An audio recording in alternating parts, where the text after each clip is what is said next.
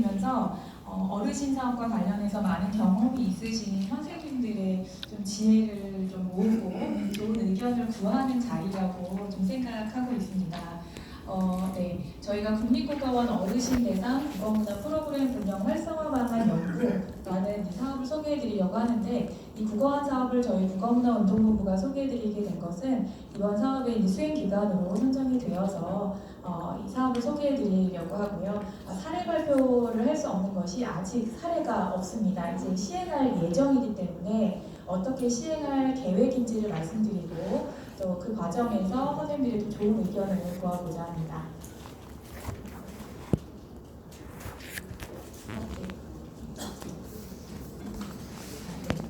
사업 추진의 배경과 또 목적, 또 사업 계획 순서대로 간단하게 말씀드리도록 하겠습니다. 네, 너무나 잘 아시고 계시겠지만 우리 사회를 이제 고령 사회라고 부르지요. 본격적인 고령 사회이고 100세 시대를 넘어서 이제는 120세 시대라고 합니다. 앞으로 남은 시간이 얼마나 남으셨어요? 살아온 날과 살아갈 날이 어쩌면 더 점점 많아지고 있는 시기인데요. 그렇기 때문에 인생 후반전에 대한 준비가 점점 강조되고 있고 많은 곳에서 이 부분에 대해서 중요성을 강조하고 있는 것을 잘 아실 거라고 생각이 됩니다. 이러한 여러 가지 사회적인 변화 속에서 또 여러 가지 또 문제들도 발생하는 것 같습니다. 특히 또 사회적 갈등의 측면에서 보면 세대 간의 소통 문제라든가 이런 간극도 많아지는 그런 현상도 볼 수 있는데요. 이러한 여러 가지 사회 변화를 볼 때 우리가 의미 있는 논의를 만들 수 있는 실질적인 방안이 필요하다, 이런 고민들을 하게 되는 것 같습니다. 국립국어원도 이런 사회 반영을 반영해서 어르신들의 국어문화 교육 요구를 좀 반영하고 어르신을 대상으로 해서 이런 실제 교육을 시행하기 위한 기초 자료를 개발한 바가 있습니다. 작년에 그 연구진들을 통해서 개발을 이미 한 프로그램이 이제 마련되어 있고요. 올해 이 사업은 이 프로그램을 활용해서 실제 어르신들을 만나서 이 교육 프로그램을 시행하는 시범 사업이라고 할 수 있겠습니다. 네, 이 어르신 국어문화 프로그램을 먼저 간단하게 말씀드린다면 이렇게 4가지 영역으로 구성이 되어 있습니다. 사회적 소통을 위한 맞춤법과 어휘 프로그램이 있고요. 세대 간 갈등 극복을 위한 화법 프로그램, 또 치유와 성찰을 위한 자기 서사 쓰기 프로그램, 또 세상으로 나아가는 시향유 프로그램, 이렇게 크게 어르신들이 관심이 있고 또 소통 능력을 키울 수 있는 영역을 대상으로 이렇게 중심으로 해서 구성이 되어 있습니다. 혹시 얼마 전에 개봉한 영화인데요. 언론 보도를 통해서도 많이 보셨을 것 같아요. 실제 영화 보신 분 계신가요? 아무도 보신 적이 없으시군요. 혹시 저희 어르신 사업에 참여하신 선생님들께서는 저와 함께 꼭 한번 같이 보시면 좋을 것 같습니다. 저도 아직 보지 못하고 기사로만 접했는데요. 칠곡 가시나들이라는 다큐멘터리 영화입니다. 실제로 여기에 등장하시는 86세, 86세의 할머니들, 7분의 할머니들이 주인공이신데 이 인생 끝자락에서 한글을 배우셔서 이제 작가가 되신 거죠. 이제 여러 가지 자기의 삶을 노래하고 시를 쓰셨고 그 과정을 영화로 담은 것입니다. 굉장히 감동과 재미가 있는 영화라고 소개되어 있습니다. 어쩌면 어르신 국어문화 프로그램도 이러한 또 새로운 사례를 만들 수 있는 기회가 아닐까라는 생각이 드는데요. 기사에 소개된 할머니의 작품 하나가 있어서 보여드리면 제목이 공부이고 유촌댁 안윤선 할머니 작품이 실렸습니다. 지금 일에 하마 한자라도 늘고 좋지 1, 2, 3, 4 영어도 배우셨나봐요. 영어도 배우고 한번 해보자 하는 이런 의욕적인 내용을 담은 시도 소개하고 있었습니다. 또 최근에 유튜브에서 많이 소개되고 있는 어떠한 노부부의 이야기인데요. 이 책을 또 보신 분들 계실지 모르겠어요. 책도 내셨는데 돌아보니 삶은 아름다워노라. 여기 그림이 보이시는데 이 그림이 바로 여기 사진 속에 있는 할아버지가 직접 그리신 그림입니다. 일종의 그림 시화집 같은 책인데요.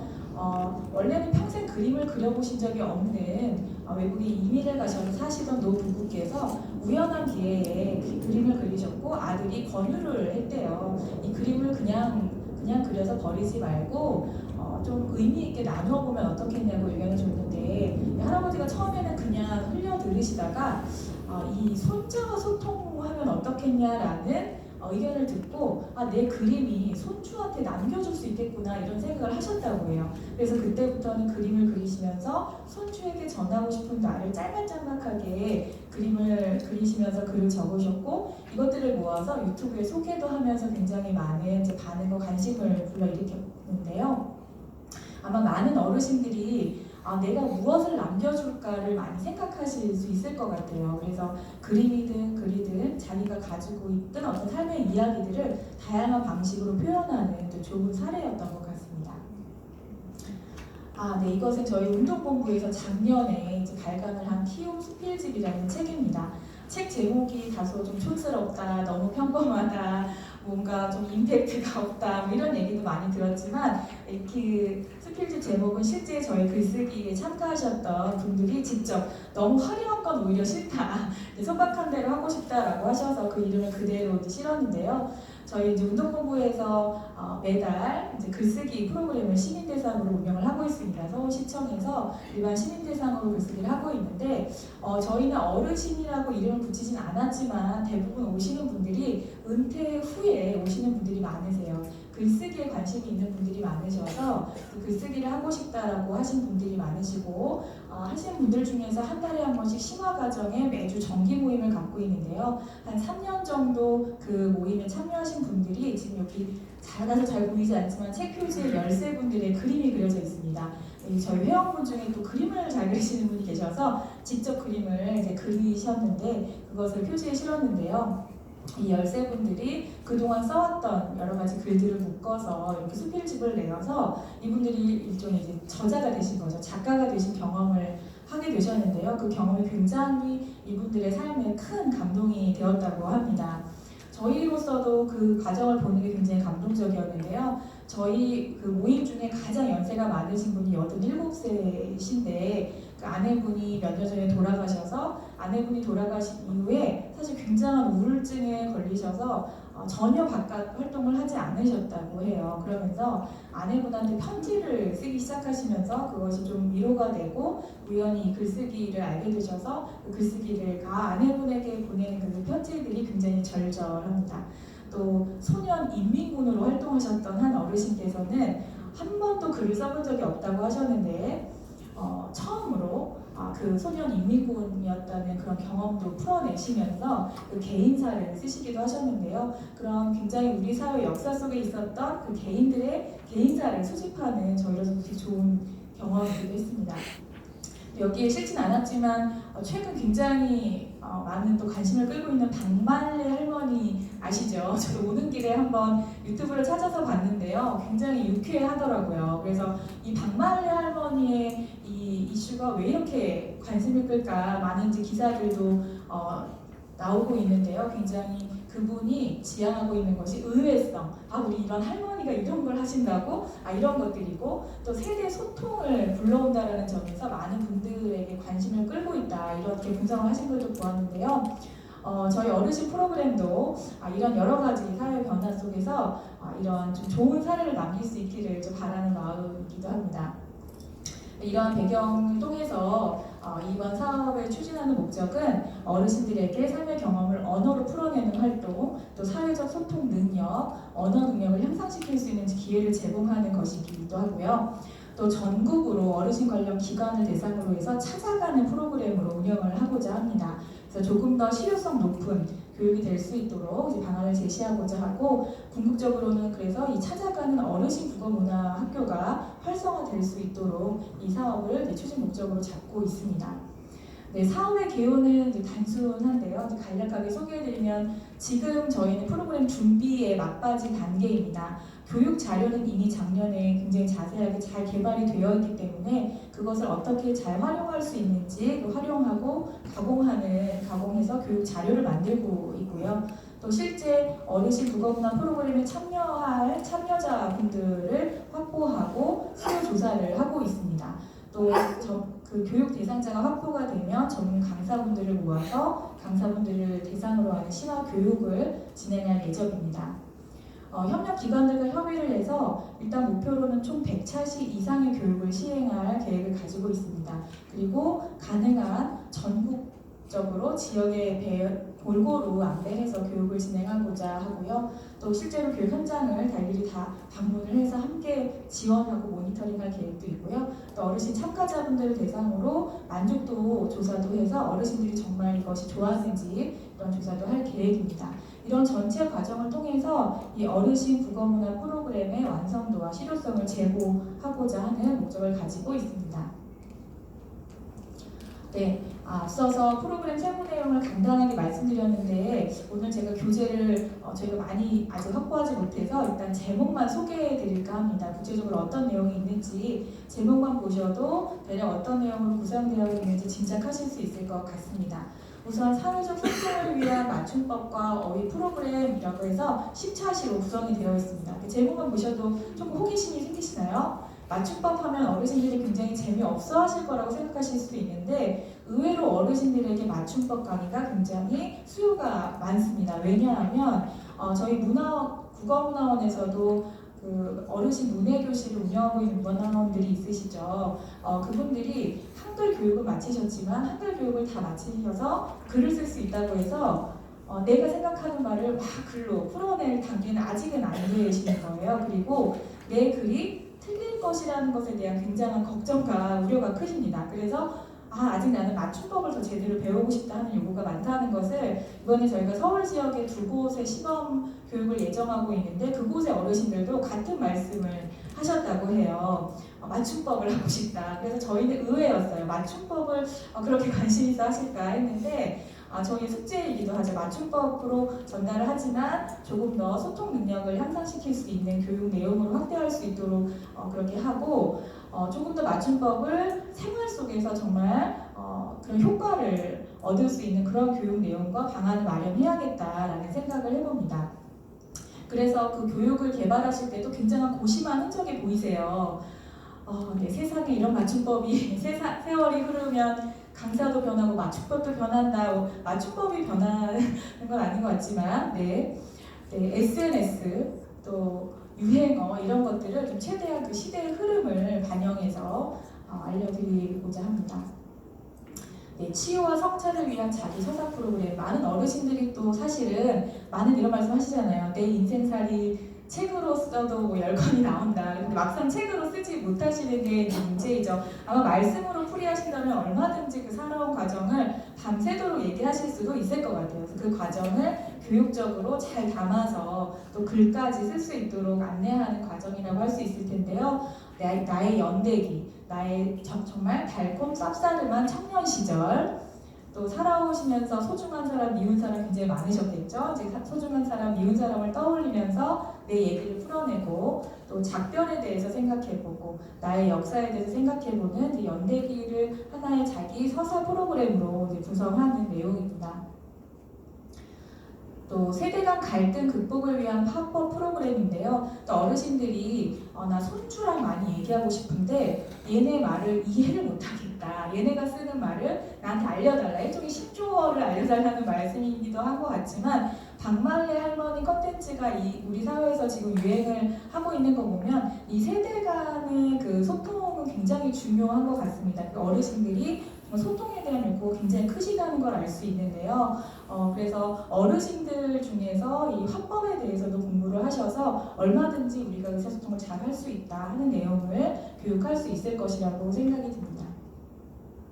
네, 마지막으로는 시와 관련된 내용입니다. 어르신들이 시에 대한 관심이 많으시다는 거 알고 계신가요? 많은 그 문학 장르 중에서 시가 가진 어떤 힘이 있는 것 같습니다. 그러니까 시를 읽는 것도 굉장히 감동이지만 많은 분들이 저희 그 글쓰기 모임에 오신 분들 중에서도 늘 3분의 1 정도는 시를 쓰고 싶다라는 말씀을 하시는 것 같아요. 우리 모두에게 그 속에 뭔가 문학적 감성이 들어있는 것 같은데요. 시라고 하는 것이 그런 압축적으로 자기의 삶을 노래할 수 있고 구구절절히 말하지 않아도 굉장히 아름답게 표현할 수 있는 장르이기 때문에 다양한 소재를 대상으로 자기의 삶을 바탕으로 해서 시를 향유하고 시를 감상도 하고 낭송도 하고 가능하다면 창작까지 하는 그런 내용으로 구성이 되어 있습니다. 그리고 내용을 보시면 아시겠지만 각 영역에 10차시씩 되어 있습니다. 그럼 이걸 다 교육한다면 40차시인데 한 교육 대상에 40차시를 할 수 있다는 건 사실 거의 잘 아시겠지만 불가능한 일일 것 같아요. 그래서 저희는 일단 이 올해의 시범사업을 좀 효과적으로 하기 위해서 이 영역들을 골고루 좀 통합을 하고자 합니다. 그래서 그 기관에서 요청하시는 것을 좀 듣고 어디에 좀 더 중점을 두는지를 파악해서 어떤 분들은 학법을 조금 더 듣고 싶다고 하시면 학법을 중심으로 통합을 하고 시에 관심이 있으시면 시를 중심으로 통합하고 해서 최대한 맞춤형으로 좀 제공을 하고자 합니다. 그렇게 준비를 하고 있고요. 예시를 보시면 통합 프로그램으로는 맞춤법, 합법, 시, 연대기 골고루 넣었습니다. 그러니까 이렇게 한 번만 하는 것은 사실 또 어떤 효과가 있을지 모르겠지만 이걸 통해서 또 새로운 시사점도 얻을 수 있지 않을까 생각합니다. 합법 중심 프로그램도 이렇게 짜서 짠 예시인데요. 원고에 있는 것처럼 이제 각 영역에 따라서 여러 유형을 제시하고 있고 저희가 수요 기관과 협의를 해서 이 교육 내용을 확정하고자 합니다. 네, 지금 현재 교육 대상자는 아시는지 모르겠어요. 문화원이라는 곳이 있는데요. 국어문화원이 아니고 문화원이라는 곳이 각 지역마다 있는데 전국에 총 230곳이 있다고 합니다. 이 230곳의 문화원에서는 이미 어르신들을 대상으로 하는 다양한 문화예술 프로그램을 운영을 하고 있습니다. 굉장히 다양한 프로그램이 있는데요. 그 문화원 연합회와 협력을 해서 그 문화원들의 그 프로그램을 이용하시는 어르신들에게 이 프로그램을 소개하고 원하시는 분들을 모집하는 그런 절차를 지금 준비하고 있습니다. 그래서 그 문화원들과 협업해서 수요자분들을 확보할 예정이고요. 특별히 저희가 최초로 이제 국어문화 프로그램을 소개하는 시간이라고 할 수 있을 것 같습니다. 지금 현재 확정된 것은 아까 말씀드렸지만 서울 지역에는 2곳이 확보가 되었는데요. 영등포 평생학습관과 한글학회에 이용하시는 어르신들을 대상으로 시범 교육을 진행할 예정이고요. 시범 교육을 진행한 후에 그 효과를 좀 점검해서 본격적으로는 8월부터 11월 사이에 교육을 진행하게 될 예정입니다. 그래서 7월 말까지 신청을 받게 되고 사실 그 시간이 이게 하반기에 집중되다 보니 준비 시간이 좀 짧은데요. 이게 어쩔 수 없는 좀 현장의 사정도 있습니다. 이 문화원 지역에 있는 문화원들의 얘기를 들으니까요, 이 어르신들이 이 농번기 이런 시기도 굉장히 중요하다고 해요. 이게 쉬는 시기에 잘 맞춰서 개설하지 않으면 근데 나오기 힘든 시기도 있고 막 추수할 때면 또 나오실 수 없고 또 한 번 나오시면 한 번 자주 나오실 수 없기 때문에 압축적으로 하셔야 되고 하는 여러 가지 지역적인 상황도 있다는 것을 들었습니다. 그래서 그런 것들을 고려해서 준비하는 상황이고요. 그런 것들이 확정되면 저희 여기 계신 국어문화원 선생님들에게 이제 연락을 드리고 협력을 요청드려서 어르신 문화 프로그램에 참여하실 의향이 있으신 분들을 확인하려고 하고요. 그 확보가 된 분들은 저희가 지역을 확인해서 실제로 재교육과 연수회를 실시해서 이 교육들을 좀 더 자세하게 공유하고 또 어르신 교육이다 보니까 단순히 국어 지식과 국어 능력이 얼마나 전문성이 있는가도 굉장히 중요하지만 어르신들하고는 소통하는 것이 굉장히 중요하다고 해요. 단순히 교재로 공부하는 시간이 아니기 때문에 이 교재를 다 끝내야지 이것이 아니라 어르신들을 그 자리에 얼마나 더 오래 즐겁게 함께할 수 있게 하는지가 관건일 것 같습니다. 그런 부분에 굉장한 노하우가 있는 숙련된 경험이 있으신 이제 강사분들의 많은 도움을 부탁드리도록 하겠습니다. 네, 그래서 이제 강사 연수회도 아마 하반기에는 개최할 예정이고요. 네, 마지막으로 이 사업을 통해서 기대하는 효과들입니다. 네, 참여 어르신들이 성취감과 자존감을 높이고 의미 있는 교류와 창조의 경험을 할 수 있는 경험을 제공하는 효과가 있지 않을까 기대하고요. 또 노년기에 겪을 수 있는 아마 상실감이 많이 있을 것 같은데 그런 상실감을 감소하고 치유의 효과도 드릴 수 있지 않을까 생각합니다. 프로그램 측면에서는 국립국어원이 개발한 교재를 활용해서 이 프로그램을 시범사업으로 시행하는 것이기 때문에 이 개발 교재를 얼마나 효과적으로 구현할 수 있는지 교육안을 확보하는 것이고요. 전체적으로 이 프로그램을 시범 사업을 잘 운영함으로써 이 프로그램의 완성도도 높일 수 있을 것이라고 생각합니다. 그리고 또 국어원이 본격적으로 어르신 국어문화 프로그램을 시작하게 되면 전문 강사분들의 역할도 굉장히 중요해질 거라는 생각이 드는데요. 이번 사업을 통해서 전문 강사들도 확보할 수 있고 이 프로그램의 개선 방향도 모을 수 있다고 생각합니다. 굉장히 간단하게 이 사업 소개를 드렸는데요. 충분히 이해하셨을 거라고 생각하고 어르신 사업을 생각하셨을 때 어떤 것이 조금 더 준비되어야 하고 어떤 경험들이 필요할지 많은 의견을 주시면 감사하겠고요. 마지막에 또 전주문화원에서 어르신 그 사례 발표를 해주시니까 또 이어서 또 좋은 경험을 공유할 수 있을 거라고 생각합니다. 저희 발표는 이상으로 마치겠습니다.